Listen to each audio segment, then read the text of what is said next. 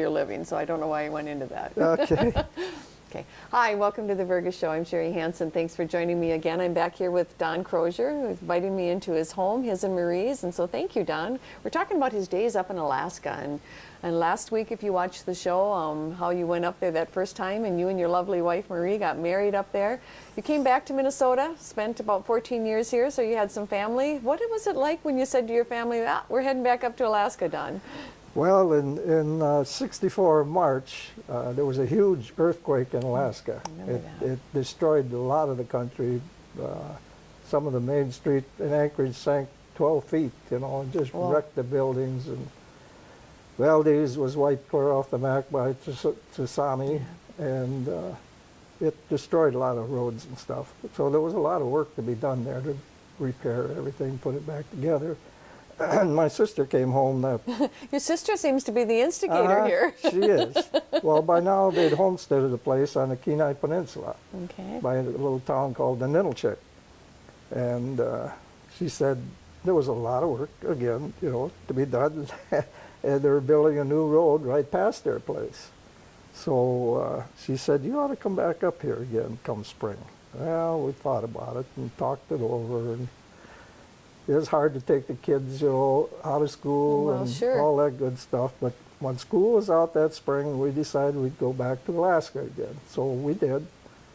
And of course, when we got there, it's a remote village, Ninilchik. There's no housing or anything there, but we found an old, an old log cabin that nobody was living in, and we could rent very reasonably.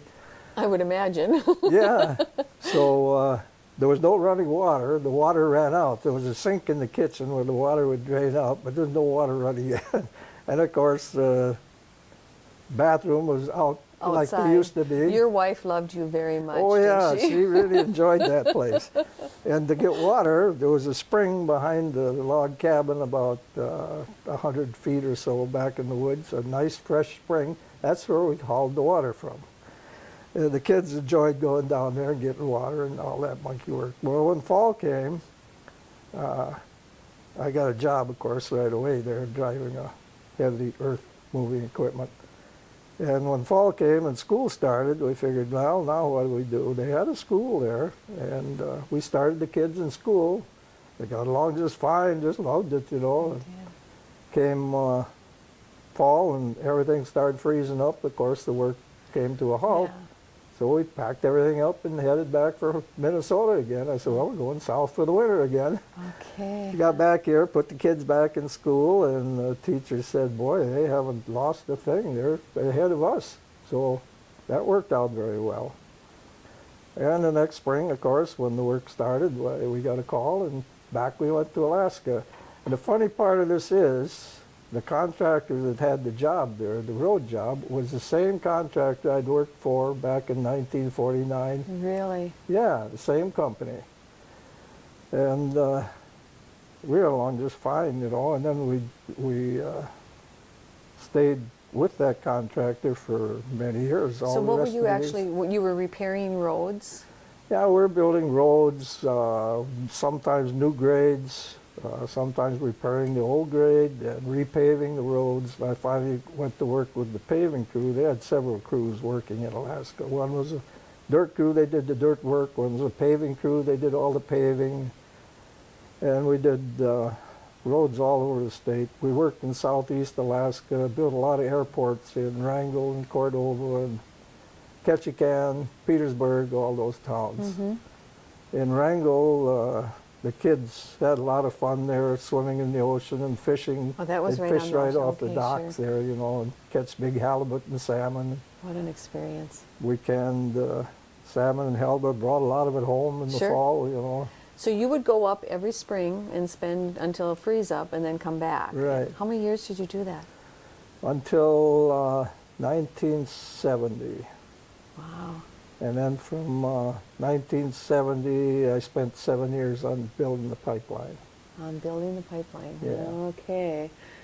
And so when you start talking, I mean that's what everybody would hear back here always. I mean, you associate Alaska with the pipeline. Mm-hmm. That was a whole different beast altogether. That was wasn't a it? whole different beast. In the spring of '70, I got a call from a superintendent I'd worked with that lived in Missouri, and he wanted to know, called me in January, wanted to know if I wanted to go back early because he said, we've got a big job coming up. Yeah, that's an Didn't understatement. explain what it was. So I said, of course, yes, I would go. So he come through here and picked me up, and we drove to Alaska.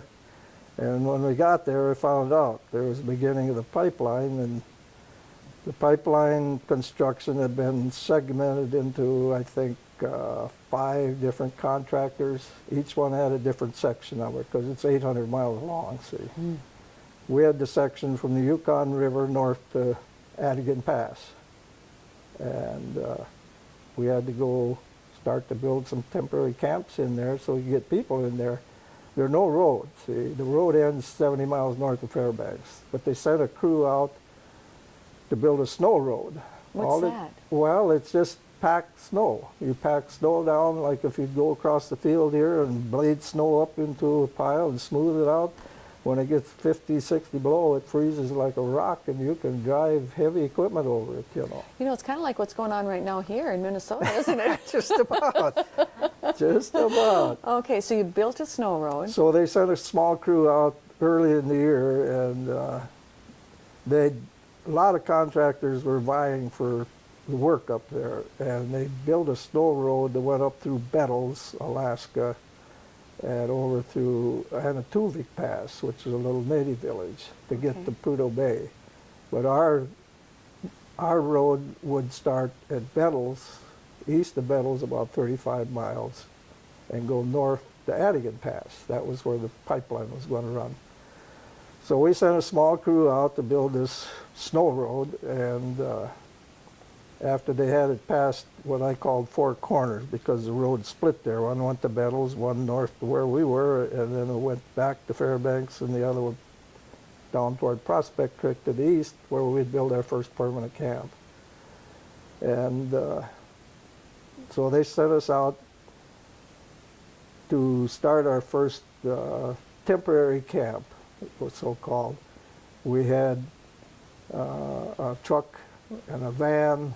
We put a 1,000-gallon fuel tank in the van and a bunch of blocking, copper tubing, generator, wiring, and all the stuff to start building a camp. Mm-hmm. And of course, this friend of mine I call Bud, he had a pickup with a camper on we were going to live in until we got the first barrack set, see. So we started up this snow road, and we ran into a terrible blizzard, and I got off the road, couldn't find the road, but the wind had blown so hard, there was a flat area there called Canuti Flats that blew all the snow off, and I'm bounding around through the tundra there with a truck trying to find the road again. Finally got back on the road, and we come across a whole bunch of equipment that was parked in a circle just like a wagon train. Wagon train, yeah.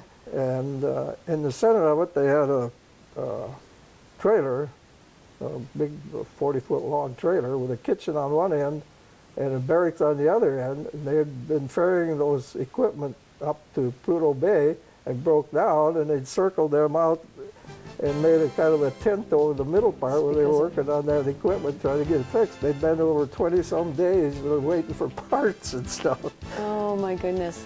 All right, Don, unfortunately we need to wrap it up here now, this part, but can you come back for one more show and tell us what had happened with that pipeline? Okay. All right.